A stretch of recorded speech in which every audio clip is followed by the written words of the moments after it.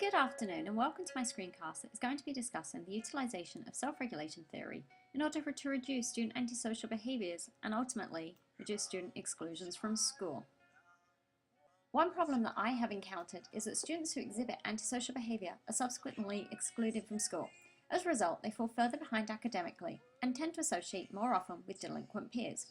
Continual participation in delinquent behaviours and repeated exclusions has developed what has been termed the school-to-prison pipeline. In addition, students who exhibit antisocial behaviour also drain the teachers with whom they work, which has a negative impact on their self-efficacy and performance.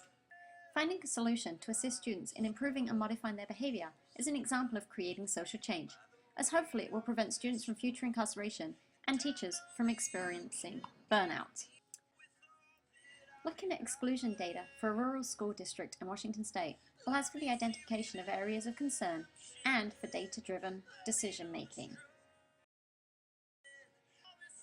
As you can see, longitudinally, drug suspensions have been rising. Additionally, while exclusions for violence without injury were declining, that trend has reversed since 2009. Individuals are more likely to exhibit antisocial behaviour when they fail to self-regulate. Bright Hub Education provides a quick overview for identifying antisocial behaviour in students and provides some recommendations for dealing with that behaviour. A couple of suggestions offered is for teachers to keep lines of communication open with parents and administrators, and perhaps consider the use of music in dealing with that antisocial behaviour in school. Antisocial behaviour has an effect on the entire learning environment and prevents all students from maximising their potential. Providing students with an opportunity to learn self-regulation skills is essential for them to be successful.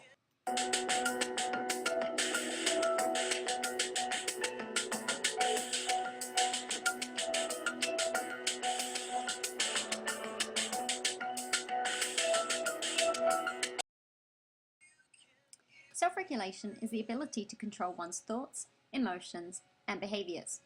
This next clip presents the effects of effective self-regulation. Hi. Okay, marshmallows. What does that have to do with a child's success? Well, around 40 years ago, an American psychologist called Walter Mischel designed this test where you say to a young child, you have a choice. You can have one marshmallow now, or if you wait 15 minutes, you can have several marshmallows. And he made a very interesting discovery. Around 30% of all 4-year-olds will wait. The kids who wait scored on average 210 points higher on their college entrance exams.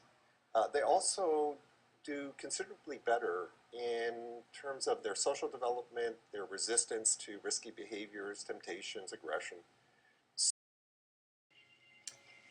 When we consider how much we invest in incarcerating adults in comparison to how little is spent educating our youth, it's evident that addressing antisocial behaviour at an early age is critical for the economic health of our nation. This is a fact sheet published by the Vera Institute of Justice, which presents the cost for annual incarceration, as well as the millions of dollars for operational costs of our state prisons. In comparison, this is an excerpt from the 2013 Organization and Financing Report from the Office for Superintendent of Public Instruction in Washington, which shows the basic education allocation for each student. As you can see here, as of July 2012, the average allocation per student was $5,140, a big difference to the $46,000 it costs to incarcerate an adult. Perhaps if schools can reduce antisocial behaviour, it might be possible to reduce the incarceration rate and invest the money saved right back into education. Of course, given that self-regulation is generally learned in early childhood and develops out of familial and societal norms, while schools can attempt to reframe behaviour, it's not an easy feat. When students particularly come from areas high in poverty and violence, where aggressive behaviour is the norm, self-regulation is not an essential skill. Find Youth Info is comprised of federal representatives promoting the importance of healthy youths. This website shared that individual, family, peer, and school and community factors act as both protective and risk factors for antisocial behaviour, and that no one risk factor leads to delinquency. As we have witnessed so far, the importance of finding a solution to enhance students' self-regulation cannot be underestimated. Students often don't see how their behaviour impacts others. So you weren't bothered about the effect you were having on other students? No, because I didn't really see it like that. Like, I didn't see my behaviour affecting their education. Without students self-regulating, teachers cannot continue to manage antisocial behaviours, and as a result, mental health issues for the staff become a concern. An international survey of principals considered the mental health of staff and students. One of the striking findings is that principals felt as though 1 in 5 students were in need of prevention or intervention services. What is truly exciting is that 85% of youth who exhibit antisocial behaviours really wish to improve those behaviours. Researchers have found that students who do not self-regulate well require explicit teaching of self-regulation. However, only 15% of self-regulation instruction was found by Menzies and Lane to occur explicitly. By analysing student exclusion data, it is possible to identify areas of concern and to focus on improvement. In addition, it's helpful to advocate for surveillance systems.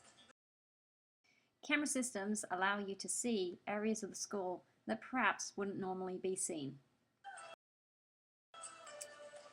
Accessing community resources is another way to gain additional support for our students. Recently, I received an email from a previous school psychology intern who introduced me to a child behaviour health services program, which is certainly worth investigating. One truly feasible intervention is to create a semester elective class that integrates self-regulation skills training into the cultural arts. This program, the Prodigy program, has been found effective for reducing both adolescent antisocial behaviours and mental health issues. Prodigy provides a safe arena where youth can learn communication, problem solving, and conflict resolution skills through visual and performing arts. This intervention will be voluntary and modify the Prodigy program into a cultural arts elective. A control group will comprise of those students unable to participate, and along with archival, demographic, and student self-report mental health survey data will be used to measure success of the program. Ethical procedures would of course be upheld, including gaining informed consent and ensuring prevention from harm. While schools will still compete with community values, it is our duty to help them become successful and productive citizens. Those students that are excluded from school miss out on learning opportunities, increase their risk for dropping out of school, and are more likely to engage in a delinquent lifestyle. The Cultural Arts Self-Regulation elective class is a possible intervention to reduce antisocial behaviour and therefore limit exclusion from school.